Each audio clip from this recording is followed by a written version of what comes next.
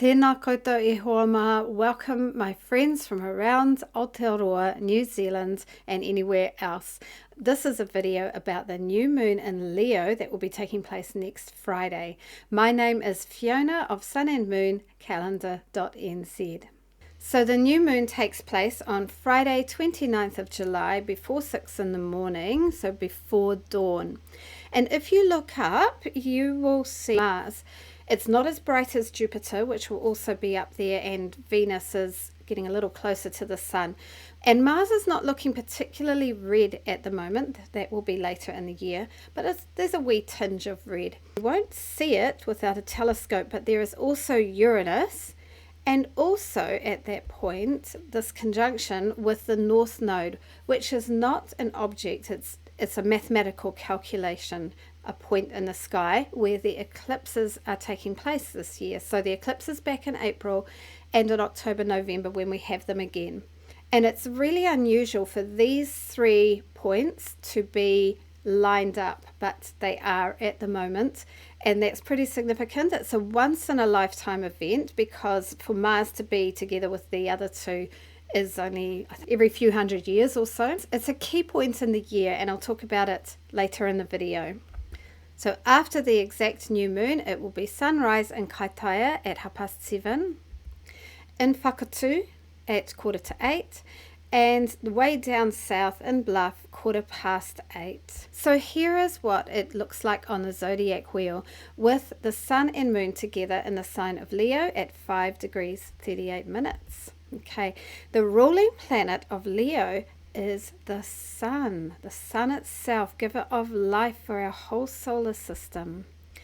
So ruled by the sun, Leo is about self-expression, pride, vitality, like I said, the giver of life, ego and willpower, and it's about your self-expression as well, how you shine in the world. So wherever your sun is, this is what it means for you, and also wherever Leo is in your chart. So the element of Leo is fire. And with the element of fire, Leo is enthusiastic, sparky, takes initiative, and also, just like her tossing her head around, Leo is playful. The modality of Leo is fixed. Okay, so it's a steady energy, stable and enduring, going on and on. At the new moon, take some time to pause, rest and contemplate. And when you see the crescent in the sky, that's a time to start things. So while you're taking that time out, it's a time for asking your head, your heart, the universe, what is it that you want to do this month? What projects do you want to start once you can see the crescent a couple of days later? And then the whole waxing phase of the moon, as it's getting bigger and bigger in the sky, right up to full moon, that's a good time for starting things. There'll be extra energy and blessing in a way to your projects that you start during the waxing phase. Thinking about that Leo energy, there will be an area in your life, at least one, where you have that sparky creativity, boldness, and even a charisma where people might want to follow you. And at the same time as that, you will actually need some of that admiration and praise that people can give you. I know perfectly well where that area is for me. I'm a Pisces rising, and so it falls in my 6th house where I give service and my daily work and my routines. And what I find is if I've got a job where I don't get the chance to be creative and a little bit of a show off, and I'm not getting admiration or no one's noticing what I'm doing, I just feel like I'm kind of shriveling up and I feel a bit down and I don't enjoy my work. So I just know that I need that in that area. But for everyone, that will be a different area. We need to get past our tall poppy syndrome that is still alive and well in our country and accept that it's okay to want admiration. Maybe not everywhere in life, and not over the top and not where we're taking it away from other people. But it's okay to have praise and to want praise and acknowledgement. So let's talk about some of the other energies going on with the new moon. As I said, it's quite a key time of the year. There's a nice trine with the new moon.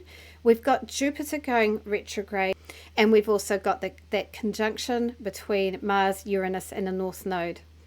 Okay. So first of all, let's talk about that trine with Jupiter. Jupiter is about big, expansive energy, opportunities, and good luck.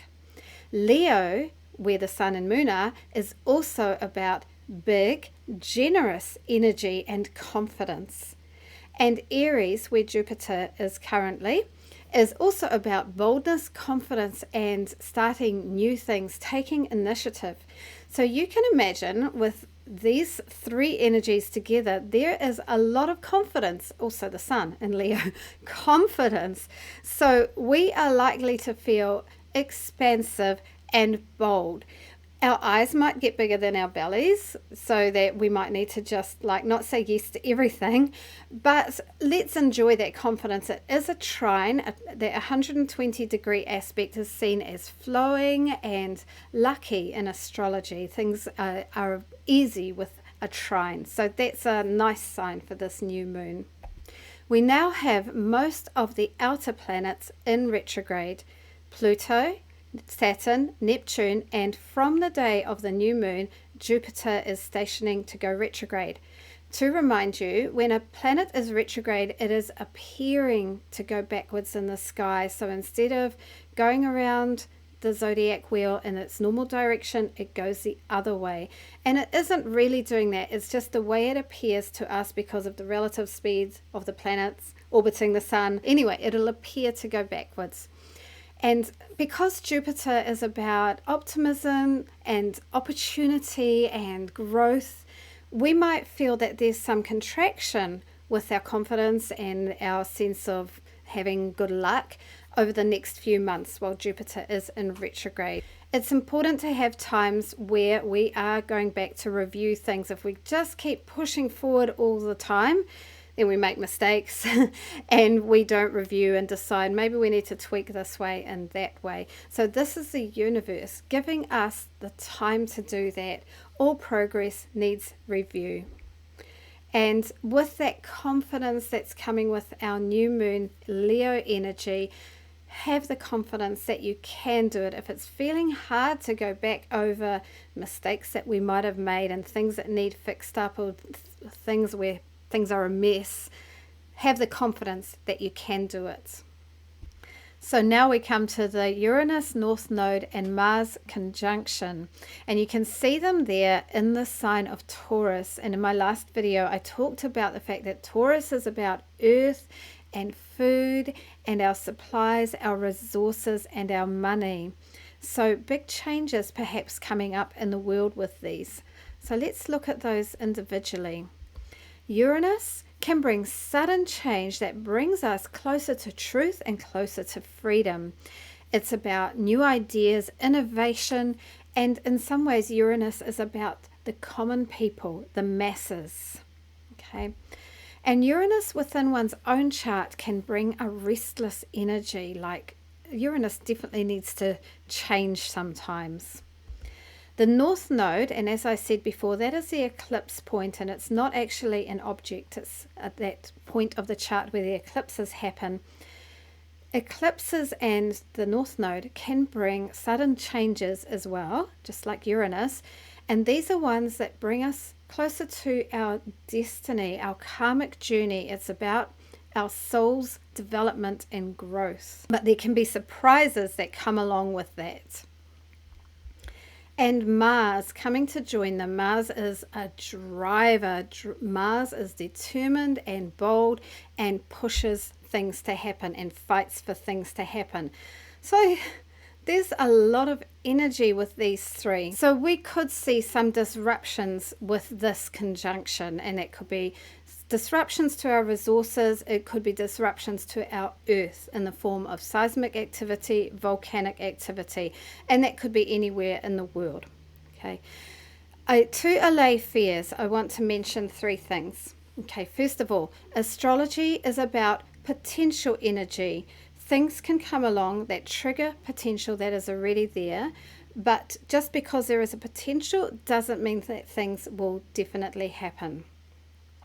Also, things will come from within. So this big change that might happen might not come from the outside where you're forced into the change. It might be coming from you, and something where that's been really bugging you for years or bothering you, and you might just suddenly find the way through to make the big change that you need. And that will be disruptive, but it is by your own choice.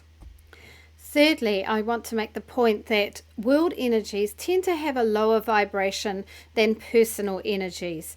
And I'll talk a little bit more about this. So the things that happen in the world and affect mass populations can feel very low and negative. Just listen to the news for evidence of that. Whereas what you're dealing with on a personal level will likely feel better than what you're hearing on the news. So personal energies tend to have a higher vibration and not feel quite as bad as what you're hearing for the world. And partly this is because in your own world you have a lot of choice about how you deal with things, and the choice to stay above when possible, and the choice to make decisions about which directions you go in. Whereas when it comes to the world, we really just have to receive what we can receive. Let's go back to 2020. We had the conjunctions between Pluto, Saturn and Jupiter, and then the great conjunction with Jupiter and Saturn. All of this was part of ending an old order and bringing in a new world that we are building, that we are creating, and we can be part of its co-creation. Last year we had this square between Saturn and Uranus operating all year, and we had those fights and tension between authority, governments and the people. That's the Saturn-Uranus. In October we are going back to that square, and that's because with the planets going retrograde, we go back into the orb of the square again. Okay, and this conjunction with Uranus and North Node and Mars, that is in a way triggering our pathway towards that. So I do think that there is going to be tension that might peak in October. You know, we had all the mask and mandates and vaccinations, and the tension in our country torn apart with that. And there might be some replaying of those themes. So all of it is part of birthing pains for a new world. So thinking again about our new moon in Leo, and it happens at sunrise, which is a perfect time to think about the promise of a new day, of a new world, a new start. What do we want to see in the world? How could we better align with the earth and with each other and share resources, Taurus, honestly and fairly, so that everyone has what they need? Let's think about that with this new moon. And we can also remember the Neptune-Jupiter conjunction back in April. That was a really big part of visualizing and dreaming, imagining what that new world might look like. Okay, so Leo new moon, things to think about. Where would you like to have confidence and courage in your life? How would you like to be creative in that very confident, unself-conscious way? And if you think of a toddler painting, where they're not doing it for praise, they're not worrying about what other people think, that color goes on the page, just how it comes out. And looking at that prideful rooster strutting his stuff, where do you want to lead from your heart? Leo is heart energy, and Leo is leadership energy, just like that rooster. And Leo has playful energy as well. How do you enjoy playing or expressing yourself playfully? And we've got another picture there of dolphins playing. Okay, and if changes come, where do you want to change? What does your heart desire that it might actually take some huge shift, and maybe sudden, for that desire to come to fruition? And I've taken some slides from when we had the Neptune-Jupiter conjunction in April, because as I said, that was all part of visualizing a new world that we'd like to have. And if you remember, I chose the toroa, the albatross, because it's so big and we can think big with our ideas. We've got nothing to lose by thinking big. So first question, how could you speak and act for the highest good of all through challenging times, through changeable times? And finally, what are your big, creative and expansive dreams? It might be a good idea, especially in the new moon quiet energy, to take a pen and paper and brainstorm, draw pictures, throw some words on there, get into your right brain, get into that alpha creativity mode and see what comes out. Every new moon, it's a good idea to do that, in fact. So enjoy confidently expressing yourself with this Leo new moon and everything else that's happening. That's all from me for today, everyone. Enjoy the boldness, the confidence, and the sunniness of the Leo new moon as the sun comes back to us with spring around the corner. Good luck for the transformational time that we're going through, however that turns out for you. It's all part of our story. Okay, hei konara, ka kite.